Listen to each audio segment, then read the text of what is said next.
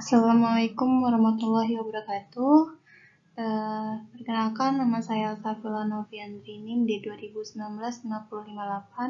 Di sini saya akan mempresentasikan hasil tugas mata kuliah Psikologi Pendidikan dengan judul Kejenuhan dalam Belajar. Yang pertama, mengenai definisi kejenuhan belajar. Menurut beberapa ahli, definisi kejenuhan belajar disampaikan oleh dua tokoh. Yang pertama ada Pines dan Aronson yang menjelaskan bahwa kejenuhan belajar adalah padat atau penuh sehingga tidak mampu memuat lagi. Selain itu, jenuh juga dapat berarti jemu atau bosan. Yang kedua ada Suwarjo dan Diana Septi Purnama yang mengartikan bahwa kejenuhan belajar adalah kondisi emosional yang terjadi terhadap seseorang yang telah mengalami jenuh secara mental maupun fisik sebagai tuntutan dari pekerjaan yang terkait dengan belajar yang meningkat. Jadi, jika dilihat dari definisi di atas, bahwa kejenuhan belajar adalah kondisi emosional yang terjadi pada seseorang yang dialami secara mental maupun fisik dari tuntutan pekerjaan yang menyebabkan seseorang tersebut mengalami kejenuhan. Selanjutnya ada faktor-faktor penyebab kejenuhan belajar. Yang pertama ada faktor internal. Faktor internal itu meliputi dari bersifat kognitif, yang kedua afektif, yang ketiga psikomotor. Yang bersifat kognitif ini seperti rendahnya kapasitas intelektual atau inteligensi siswa.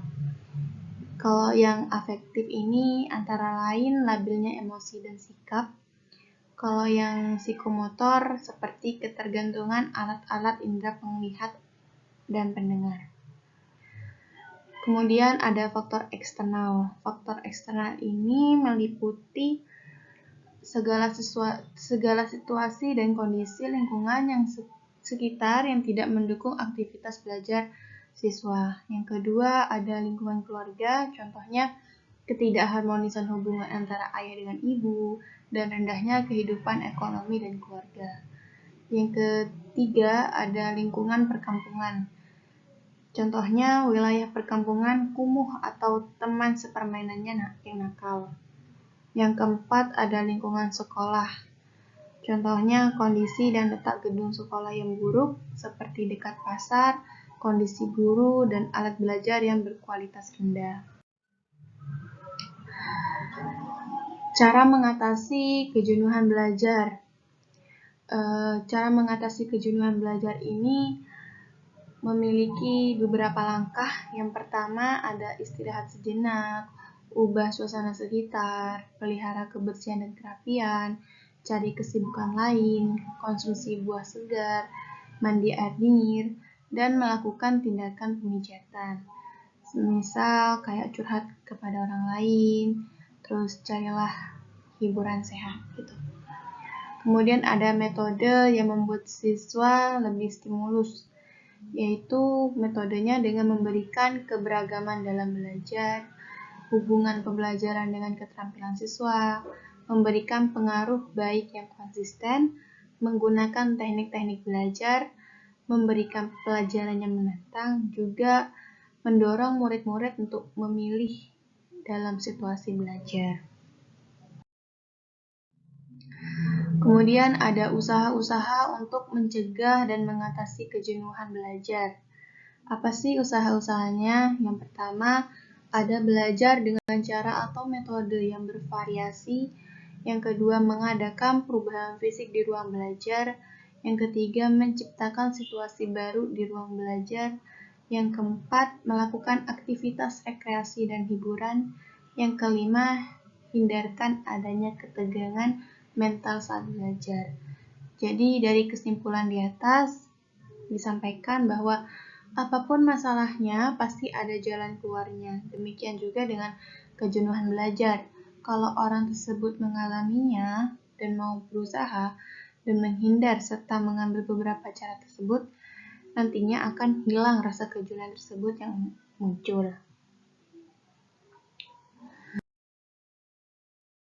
Kemudian ada kiat-kiat mengurangi kejenuhan belajar. Nah, apa sih caranya untuk mengatasi kejenuhan terhadap rasa belajar tersebut? Yang pertama, istirahat sejenak dan mengkonsumsi makanan dan minuman yang bergizi. Yang kedua, merubah kembali jam-jam dari hari belajar yang memungkinkan untuk belajar lebih giat. Yang ketiga, mengubah dan menata kembali lingkungan belajar yang meliputi pada perubahan posisi meja belajar, rak buku yang menimbulkan suasana baru dalam belajar. Yang keempat, pemberian motivasi dan stimulasi baru agar terdorong untuk belajar lebih semangat dan giat dari sebelumnya. Yang kelima, tidak menyerah serta mencoba untuk belajar dan belajar lagi. Kemudian ada langkah-langkah